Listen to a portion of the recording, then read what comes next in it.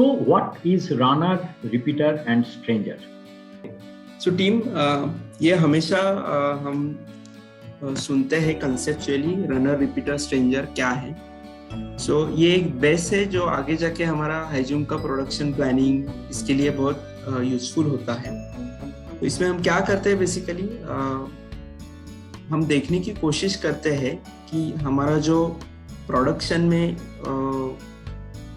Items लगने वाले हैं वो कौन से फ्रीक्वेंसी और कौन से वॉल्यूम से बेसिकली हम रन करने की कोशिश कर रहे हैं. जैसे कि ये करते समय हमको क्या करना है कि हर एक आइटम का शेड्यूल हमको देखना है और बेस्ड अपॉन द शेड्यूल हमको उसको लार्जेस्ट टू स्मॉलेस्ट में फर्स्ट ऑफ ऑल एनलिस्ट करना है. And then we need to categorize into 3 categories, that is runner, repeater, stranger. तो रनर प्रोडक्ट क्या है? रनर प्रोडक्ट वो है जो हमारे टोटल वॉल्यूम में से तकरीबन 80% वॉल्यूम कैप्चर करता है. रिपीटर कौन है? जो 15% वॉल्यूम कैप्चर करता है. और स्ट्रेंजर है जो 5% वॉल्यूम कैप्चर करता है. तो फिर से हम वही रेफरेंस लेंगे जब हम एबीसी एनालिसिस के बारे में बात कर रहे थे, 80-20 रूल. तो उसको हम अगर देखने की कोशिश करेंगे तो जो प्रोडक्ट्स हमारे 80% प्रोडक्शन वॉल्यूम कैप्चर कर रहे हैं in terms of a number of items, that might be only 20% of the items. जो हमारे रिपीटर है जो 15% प्रोडक्शन वॉल्यूम को कैप्चर कर रहे हैं, that might be 30% in terms of number. और जो सिर्फ 5% हमारा प्रोडक्शन वॉल्यूम कैप्चर कर रहे हैं, that might be in terms of numbers 50%. So अगर मैं आपको पूछूं कि मेरा अगर प्रोडक्शन वॉल्यूम 80% कैप्चर हो रहा है बाय 20% ऑफ माय प्रोडक्ट, तो आइडियली मेरा कैपेसिटी जो है जो मैं यूटिलाइज कर रहा हूँ वो भी इसी हिसाब से होना चाहिए. आइडियली अगर 80% of volume is being captured by runner product, तो मेरा कैपेसिटी भी 80% रनर प्रोडक्ट के लिए ही यूज होना चाहिए.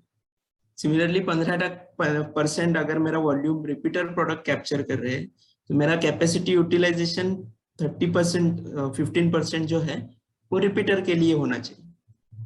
यू आर अंडरस्टैंडिंग कि जो ज्यादा वॉल्यूम मेरा कैप्चर हो रहा है मेरा कैपेसिटी उधर ज्यादा इन्वेस्ट होना चाहिए. राइट?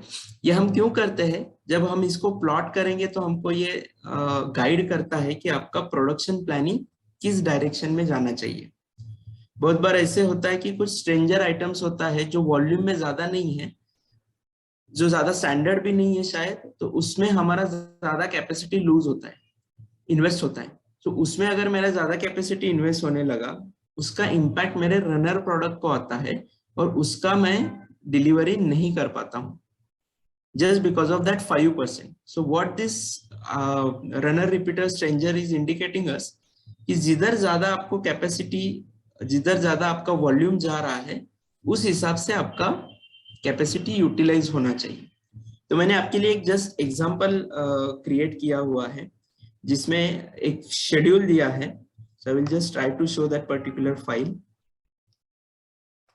सर ये एक्सेल दिखाई दे रहा है आपको? No, okay. I'm not able to hear. Able to see. Able to hear but not able to see.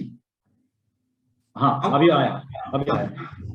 तो देखिए यहाँ पे मैंने क्या किया हुआ है, यहाँ पे मैंने एक एग्जांपल लिया है. ये जो है ये सब मेरे प्रोडक्ट्स है जो डिस्पैच हो रहे हैं और ये इनका शेड्यूल है, हर दिन में कौन सा प्रोडक्ट डिस्पैच हो रहा है. I have taken the data for 5 to 6 months and then I have cumulated at the end of it कि पहले लास्ट 6 months में कितना मेरा डिस्पैच हो गया product wise. Okay, then I just put it in as per the descending order. तो जिससे मुझे पता चला कि C52 नाम का एक प्रोडक्ट है वो 1000 क्वांटिटी डिस्पैच हुआ, C70 नाम का एक प्रोडक्ट है वो 750 डिस्पैच हुआ. And then I plotted the Pareto of it. So you will find over here near about 80% of the product are basically captured by only, roughly if you say it is coming around 80% over here, that means C14 tak. So यहाँ पे these are the products which I will be calling it as my runner products. सो कितने हैं वो है near about 10 to 15, right. ये actual data है एक production shop का। सो उसमें मुझे पता चल रहा है वॉल्यूम वाइज अगर मैं देखूं कि कैसे लोड हो रहा है प्रोडक्ट, तो मुझे पता चल रहा है कि out of total products I have, out of total FG I have, there are about only 15 to 20% of the products which are in my dispatch contributing to 80%, right? Similarly repeater कौन है, ये हो गए रनर। रिपीटर कौन है, which basically contributes to further 15%. so जो 95% तक आ रहा है वो basically my repeater है। and again you will observe these are in totality about 30% of the products that are contributing to 95% of the dispatch, and the rest which is basically not contributing much, you will find कि hardly 5% contribution है dispatch में, but in terms of number they are high। तो अभी हमको decide करना है कि जो स्ट्रेंजर है उसके लिए मैं मेरा कितना कैपेसिटी ब्लॉक करूं, जो रिपीटर है उसके लिए कितना करूं, और जो रनर है उसके लिए मैं कितना करूं। So this particular analysis of runner, repeater and stranger guides us for the further machine loading plan कैसे होना चाहिए, and then that gives rise to basically the concept of। और उसमें मुझे सिर्फ कुछ पॉइंट बताना है from the angle of production planning, इसका यूज क्या है प्रोडक्शन प्लानिंग में। तो जैसे ओंकार बताया कि पार्ट नंबर बहुत ज्यादा होता है ये स्ट्रेंजर का, और वॉल्यूम बहुत काफी ज्यादा होता है रनर, और उसके बाद रिपीटर।